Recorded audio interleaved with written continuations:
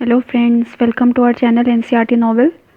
आज हम लोग अपना 2013 का सीडीपी का पेपर करने जा रहे हैं, यूपी टेट का प्राइमरी लेवल का। ठीक है, तो अपने क्वेश्चन 1 पे चलते हैं। Emotion is the exciting state of a person is concept of. ठीक है, ये डेफिनेशन दी गई है कि संवेग व्यक्ति की उत्तेजित दशा है। ये कथन निम्नलिखित में से किसका है? तो फर्स्ट ऑप्शन है हमारा प्याजे, फिर है वुडवर्ड, फिर है वैलेंटाइन और फोर्थ है रॉस। तो आपका राइट ऑप्शन यहाँ पर होता है वुडवर्थ। ठीक है, emotion is the exciting state of a person, ये कॉन्सेप्ट वुडवर्थ ने दिया था। ठीक है, सेकेंड क्वेश्चन देखते हैं। The meaning of evaluation in the academic development is the assessment of the progress of students, the assessment of class records, the assessment of task performance या the assessment of knowledge power. ठीक है, हिंदी में बात करें तो शैक्षिक विकास में मूल्यांकन का अर्थ है छात्रों की प्रगति का आकलन, कक्षा अभिलेखों का मूल्यांकन, कार्य निष्पात का मूल्यांकन और फोर्थ है ज्ञान क्षमता का मूल्यांकन। तो देखिए, इसमें हम लोग एसएस जो मेनली करते हैं वो नॉलेज पार को करते हैं, यानी कि ज्ञान क्षमता। ठीक है, तो असेसमेंट इसमें प्रोग्रेस, खाली सिर्फ प्रोग्रेस नहीं देखी जाती, प्रगति नहीं देखी जाती, या सिर्फ रिकॉर्ड्स नहीं रखे जाते हैं, या सिर्फ टास्क नहीं करवाए जाते हैं बच्चों से। ठीक है, क्या देखा जाता है कि बच्चे की नॉलेज में क्या चेंज आ रहा है, नॉलेज पार का असेसमेंट किया जाता है, यानी कि ज्ञान क्षमता का मूल्यांकन। ठीक है, फोर्थ ऑप्शन आपका यहाँ पे राइट होता है। Question third, prejudiced adolescent would be rigid in his her approach to a. पूर्वग्रही किशोर किशोरी अपनी डैश के प्रति कठोर होंगे। फर्स्ट ऑप्शन है प्रॉब्लम, लाइफस्टाइल, कॉन्सेप्ट या रियलिटी। एडोलेसेंट आपको पता है कि जो स्टेज होती है वो बहुत ही मुश्किल एक स्टेज होती है बच्चे की, तो उसमें उनके लिए सबसे, अगर वो किसी चीज़ के लिए इन चारों में से रिजिड होते हैं तो वो अपनी प्रॉब्लम के लिए होते हैं। ठीक है, उनकी प्रॉब्लम उनके लिए बहुत इंपॉर्टेंट होती है और वो उस पर ही अपना सारा फोकस रखते हैं। ठीक है, ना लाइफ स्टाइल के लिए इतना वो होंगे, ना कॉन्सेप्ट, ना रियलिटी। यहाँ पे आएगा समस्या, यानी कि प्रॉब्लम। ठीक है, यानी कि ये पूर्वग्राही जो किशोर होते हैं वो किसके प्रति कठोर होंगे, रिजिड होंगे, समस्या के प्रति कठोर होंगे। Fourth question, 4 stages of cognitive development, sensory, motor, pre operational, concrete operational and formal operational. ये जो कॉग्निटिव डेवलपमेंट यानी कि संज्ञानात्मक विकास के 4 चरण दिए हैं, ये किसने दिए हैं? ठीक है, तो फर्स्ट ऑप्शन है हिलगार्ड, फिर है स्टॉट, फिर है हरलॉक और फिर है प्याजे। तो ये आपके जो फोर्थ वो हैं आपके डेवलपमेंट की स्टेजेस हैं, ये प्याजे ने दी थी। ठीक है, ये कई बार पिछले जो प्रीवियस पेपर है उसमें हम लोग 19 से जो करते चले आ रहे हैं उसमें कई बार बताया जा चुका है कि इन्होंने 4 स्टेज दी थी। पहली थी सेंसरी मोटर, फिर थी प्री ऑपरेशनल, फिर थी कॉन्क्रीट और फिर थी फॉर्मल। जो कॉन्क्रीट ऑपरेशनल स्टेज होती है उसी को गैंग एज भी कहा जाता है। ये इस तरह से भी पूछा जाता है कि गैंग एज क्या होती है, तो आप लोग बता देंगे कॉन्क्रीट ऑपरेशनल जो होती है वो गैंग एज होती है। या एक इस तरह से क्वेश्चन पूछा जाता है कि बच्चे में लॉजिक कब डेवलप हो जाती है, तो आप लोग यही बता देंगे कि कॉन्क्रीट ऑपरेशनल में नॉलेज वो लॉजिक डेवलप हो जाती है। और इसको इस तरह से भी पूछ लेते हैं कि फर्स्ट कौन सी स्टेज है, तो सेंसरी है, सेकंड कौन सी है, प्री ऑपरेशनल, थर्ड कौन सी कॉन्क्रीट और फोर्थ कौन सी है फॉर्मल। तो इसका सीरियल ऑर्डर भी आप लोग को याद रखना, हायरार्की जो इसकी है। ठीक है, question fifth, which characteristics are not of good mental health. ठीक है, regular life, emotional maturity, self confidence, tolerance, to humble, confined to oneself, acceptance of reality and self evaluation ability. यानी कि हिंदी में देखिए तो कौन से अच्छे गुण मानसिक स्वास्थ्य के नहीं हैं। ठीक है, तो रेगुलर लाइफ अगर ले रहा है, नियमित जीवन है, और इमोशनल मैच्योरिटी उसके अंदर है, यानी कि संवेगात्मक परिपक्वता है, तो ये तो मेंटल हेल्थ के अच्छे लक्षण हैं, अच्छे कैरेक्टरिस्टिक्स हैं। ठीक है, यहाँ पे पूछा है नॉट, जो नहीं है, इसलिए हमें नॉट का ध्यान रखना है। फिर सेकेंड है सेल्फ कॉन्फिडेंस एंड टॉलरेंस, यानी कि आत्मविश्वास और सहनशीलता। अगर ये दोनों चीज़ें हैं तो ये भी बहुत अच्छी चीज़ें, ये मेंटल हेल्थ के लिए बहुत ही अच्छी हैं। फिर थर्ड है to humble, confined to oneself, वृहद विनीत, यानी कि बहुत ज़्यादा विनीत होना, लेकिन स्वयं में सीमित, यानी कि सीमित यानी किसी से वो जुड़ेगा नहीं, सोसाइटी में मूव नहीं करेगा, सोशल उसका बिल्कुल अलग रहेगा। तो ये चीज़ अच्छी नहीं है कि इंसान बहुत हम्बल है लेकिन सिर्फ अपने तक है। ठीक है, तो ये आपका जो है ये मेंटल हेल्थ इससे बताता है कि ये मेंटल हेल्थ के लिए अच्छा नहीं है, यानी कि हमें राइट ऑप्शन अपना थर्ड मिल जाएगा।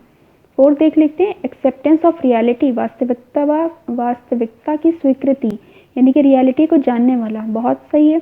तो रियलिटी जानना अच्छी चीज़ है। सेल्फ इवैल्यूएशन एबिलिटी यानी कि अपना स्वयं का मूल्यांकन करने वाला कि हम क्या हैं, तो ये भी एक गुड मेंटल हेल्थ की का कैरेक्टरिस्टिक है, ठीक है। लेकिन टू हम्बल, बहुत ज़्यादा विनीत होना और सिर्फ अपने तक रहना, स्वयं में सीमित रहना, ये अच्छी मेंटल हेल्थ की कैरेक्टरिस्टिक्स यानी कि गुण नहीं है, ठीक है। यानी कि फिफ्थ का हमारा क्या हो गया, थर्ड ऑप्शन यहाँ पर राइट हो जाता है।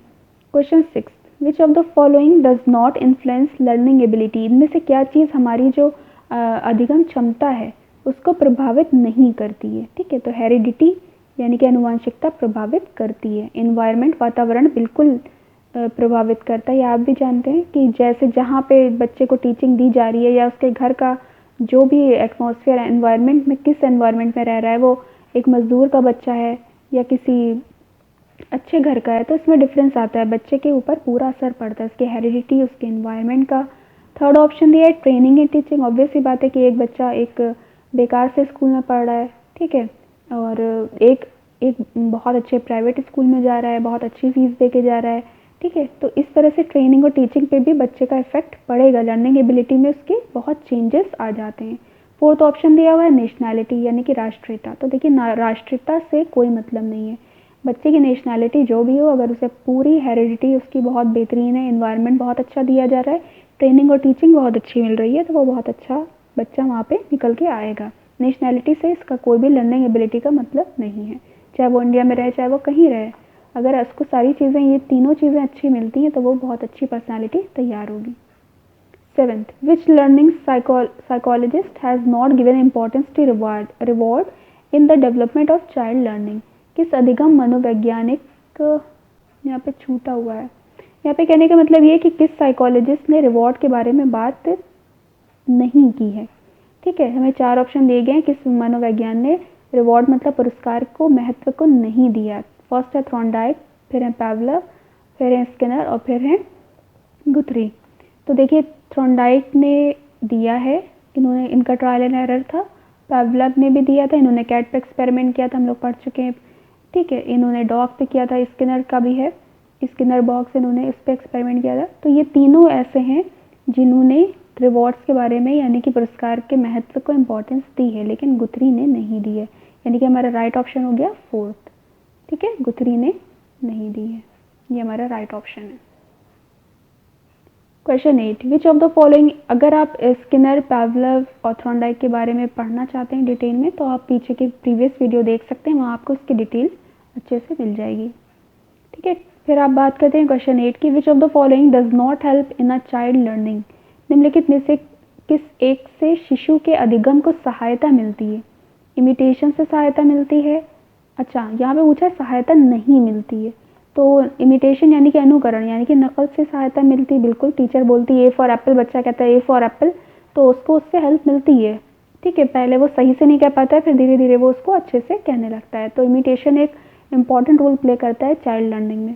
फिर सेकेंड बात करें मोटिवेशन, ठीक है, अगर हम बच्चे को मोटिवेट, बिल्कुल ये अभी प्रेरणा जो है बहुत इंपॉर्टेंट होती है, अगर हम बच्चे को मोटिवेट करें, उसे गुड देते हैं, वेरी गुड तुमने बहुत अच्छा किया, या हम उसे एक स्माइल देते हैं, तो वही वो उसके लिए मोटिवेशन का काम करता है और वो उस काम को और अच्छे से करता है। तो बच्चे के पढ़ाने के लिए, चाइल्ड लर्निंग के लिए मोटिवेशन बहुत ही इंपॉर्टेंट फैक्टर है। इमिटेशन भी आ जाएगा, मोटिवेशन भी आ जाएगा। थर्ड है स्कूल बैग और फिर है रिवॉर्ड, ठीक है। रिवॉर्ड के बारे में अभी पीछे हमने बात की कि पुरस्कार के बारे में थॉर्नडाइक ने बात की, स्किनर ने बात की, पावलोव ने बात की। तो जो रिवॉर्ड यानी कि पुरस्कार है, यानी कि हम कहें कि आप ये करिए, आप एक आज हमें पोम सुनाइएगा तो हम आपको ये देंगे, ठीक है। तो ये बहुत ही इंपॉर्टेंट चीज़ होती है बच्चे के लिए, और बच्चा उसमें मोटिवेट होता है वो एक तरह से, और वो आगे बढ़ता है, ठीक है। तो ये तीनों चीज़ें ऐसी हैं जो बच्चे को की चाइल्ड की लर्निंग को बहुत ज़्यादा हेल्प करती हैं, लेकिन स्कूल बैग से इसके ऊपर कोई फ़र्क नहीं पड़ता। चाहे हम 1 kg का बैग ले लें चाहे 2 kg का, इससे इसकी लर्निंग पे कोई इफेक्ट नहीं होता, ठीक है। तो ये 8 का राइट ऑप्शन आपका हो जाएगा third. Question 9, self centric stage take place among children during birth to 2 years of age, 3 to 6 year of age, 7 to adolescent stage या adolescence stage। यानी कि स्वकेंद्रण यानी कि स्वकेंद्रिक अवस्था कब आती है, हमें चारों ऑप्शन दिए गए हैं, ठीक है। तो अगर सही से देखा जाए तो स्वकेंद्रण यानी कि सिर्फ अपने बारे में जो बच्चा सोचता है वो 3 से 6 साल के बीच में सोचता है, वो सिर्फ अपनी, उसे क्या चाहिए, उसे भूख लगी है या उसे जो भी चाहिए वो उस तरफ जाता है, वहाँ पे उसको कुछ और समझ में नहीं आता। ठीक है, और जैसे जैसे फिर बड़े हो जाते हैं तो थोड़ा समझने लगते हैं पेरेंट्स को, प्रॉब्लम्स को, हर चीज़ को बच्चा समझने लगता है। Question 10, taking interest to be amongst playmates by going out of parents company is associated with.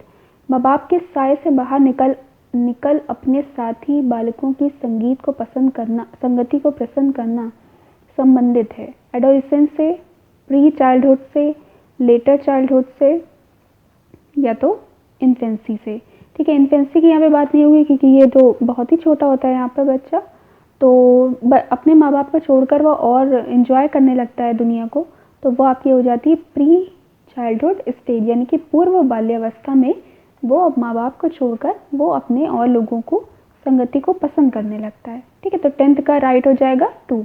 Adolescence तो बहुत बड़ी एज हो जाती है, लेटर चाइल्डहुड में भी वो माँ बाप के पास भी रहेगा और सबके पास भी जाएगा, लेकिन पहले इन्फेंसी स्टेज में वो सिर्फ माँ बाप के पास रहता है, फिर धीरे धीरे वो प्री चाइल्डहुड में और लोगों के पास भी अट्रैक्ट होने लगता है और जाना पसंद करने लगता है। Question 11, first basic principle of learning is associated with. सीखने का प्राथमिक मूलभूत नियम संबंधित है practice of work, expectation of result, appreciation, readiness, यानी कि अभ्यास कार्य से, परिणाम की अपेक्षा से, प्रसन्न, ये क्लियर लिखा नहीं है। एप्रिसिएशन समझते हैं ना कि हम अप्रिशिएट करते हैं किसी चीज़ को, अगर कोई कुछ कर रहा है तो हम उसको कहते हैं वाह तुमने कितना अच्छा किया, तत्परता। ठीक है, यानी कि उसके लिए तत्पर रहते हैं, रेडी रहते हैं। तो यहाँ पे पूछा है कि जो मूलभूत यानी कि बेसिक प्रिंसिपल ऑफ लर्निंग है वो किससे जुड़ा हुआ है।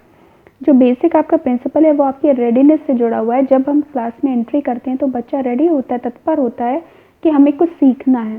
ठीक है, तो रेडीनेस यहाँ पे अगर हम बात करें तो ये थॉर्नडाइक ने प्रिंसिपल दिए थे, इनके हमने ट्रायल एंड एरर पढ़ा है, और इन्होंने लॉज ऑफ लर्निंग दिए थे, और वो 2 तरह के इन्होंने दिए थे, प्राइमरी और सेकेंडरी लॉ।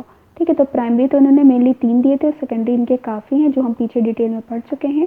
जो प्राइमरी लॉ थे वो थे वही रेडीनेस, इफेक्ट एंड एक्सरसाइज, यानी कि बेसिक प्रिंसिपल हमारे रेडीनेस यानी कि तत्परता से निकल के आता है, ऑप्शन 4।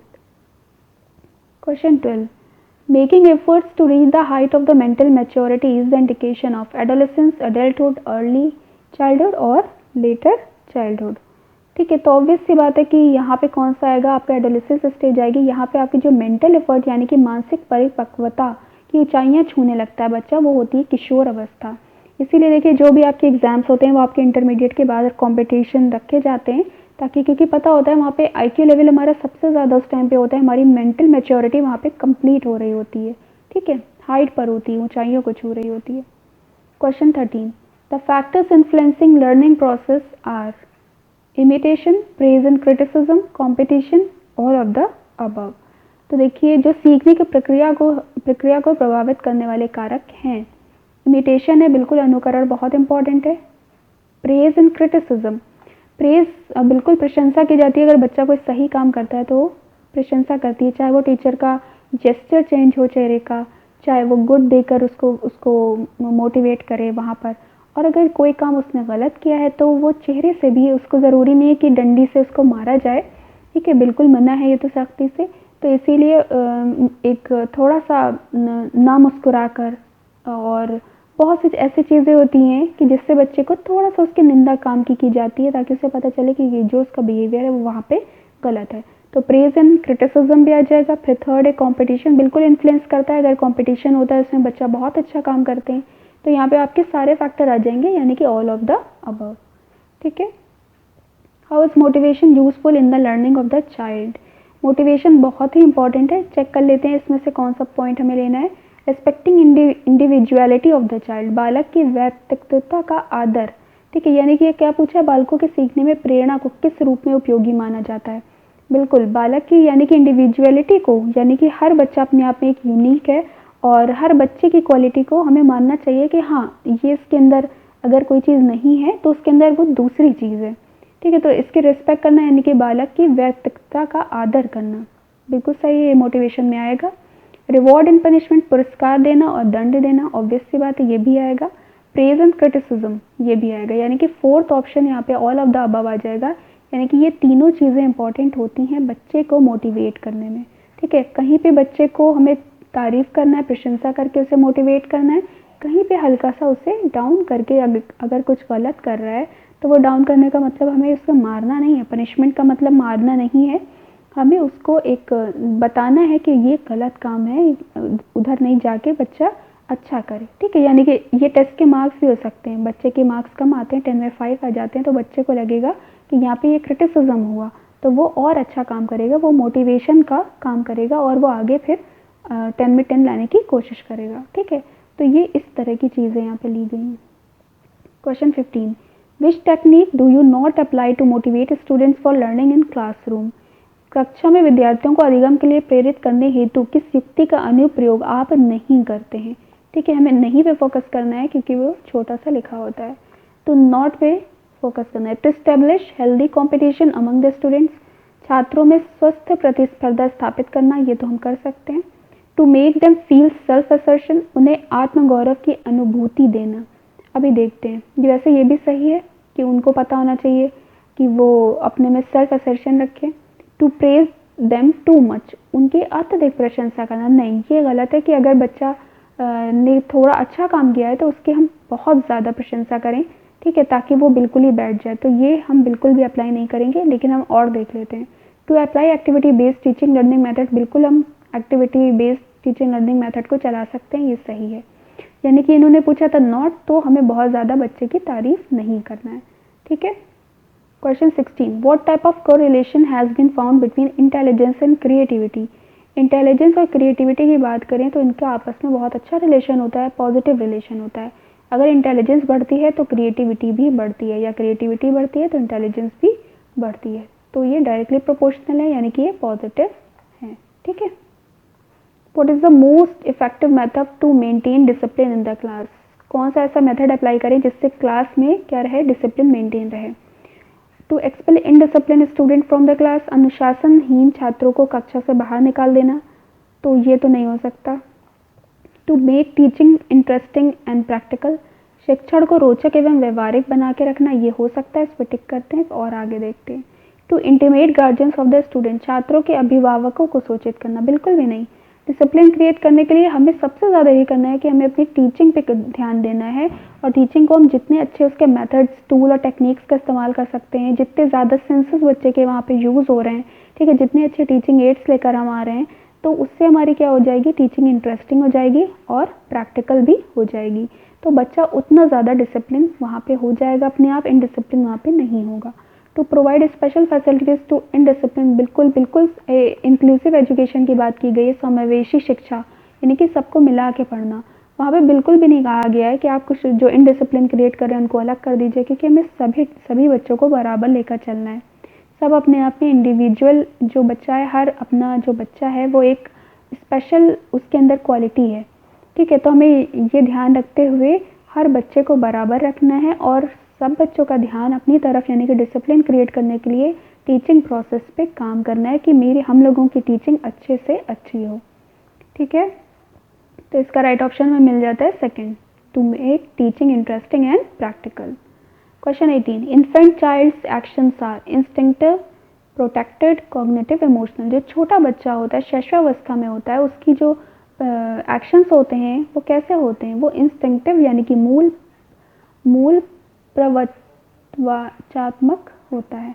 यहाँ पे मिसप्रिंट है तो थोड़ा सा प्रॉब्लम हो रही है। इंस्टिंक्टिव यानी कि फर्स्ट ऑप्शन आपका यहाँ पर आ जाएगा, मूल प्रवृत्ति पे काम करेगा बच्चा, ठीक है, जो भी उसकी मूल प्रवृत्ति है। Question 19, in which particular area teachers of such schools where inclusive education is imparted should specially be trained. देखिए यहाँ पे समावेशी शिक्षा से क्वेश्चन बहुत इंपॉर्टेंट होता है, ये याद रखिएगा, ये टॉपिक आपके लिए बहुत इंपॉर्टेंट है, पहले भी पेपरों में आया और अब भी। तो यहाँ पे क्या पूछा, जिन विद्यालयों में समेकित शिक्षा दी जाती है उसके शिक्षक किस क्षेत्र में विशेष रूप से प्रशिक्षित करना चाहिए। Identification of children with special needs in teaching, फिर teaching through lecture method, action orientation teaching and none of the above. तो इसमें आपका राइट ऑप्शन हो जाता है आइडेंटिफिकेशन ऑफ चिल्ड्रन, ठीक है, इसको आइडेंटिफाई करना आना चाहिए इंक्लूसिव एजुकेशन में कि कौन सा बच्चे में क्या प्रॉब्लम है। Identification of children with special needs, ठीक है, उसके नीड्स क्या हैं और उसके हिसाब से उसे हमें कैसे टीच करना है, ठीक है। तो ये इन बातों का हमें ध्यान रखना है। Question 19 option 1। Question 20, which of the following groups of children have adjustment problem, इसमें से किस तरह के बच्चों को समायोजन में समस्या होती है। ठीक है, फर्स्ट है children of average intelligence, rural children, studious children, genius children. औसत बुद्धि के बच्चे, ग्रामीण बच्चे, अध्ययनशील बच्चे या कुशाग्र बुद्धि के बच्चे। तो देखिए जीनियस जितना होता है उसे सबसे ज़्यादा प्रॉब्लम होती है, क्योंकि जो क्लास में टीचर टीच करता है वो एक एवरेज वे में सबको पढ़ाता है, क्योंकि हर तरह का वहाँ बच्चा है तो उसके लेवल पे जाके पढ़ाना होता है। लेकिन जो बच्चे बहुत जीनियस होते हैं उनके लिए वो थोड़ा सा लेवल कम हो जाता है, तो उनका एडजस्ट करना बहुत मुश्किल होता है।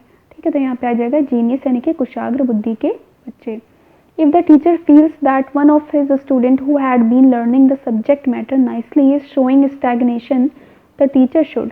एक शिक्षक को यदि ये लगता है कि उसका एक विद्यार्थी जो पहले विषय वस्तु में भली भांति प्रकार से सीख रहा था उसमें स्थिरता आ गई है, मतलब उसको वो एक जगह पे रुक गया है, तो शिक्षक को इससे क्या करना चाहिए।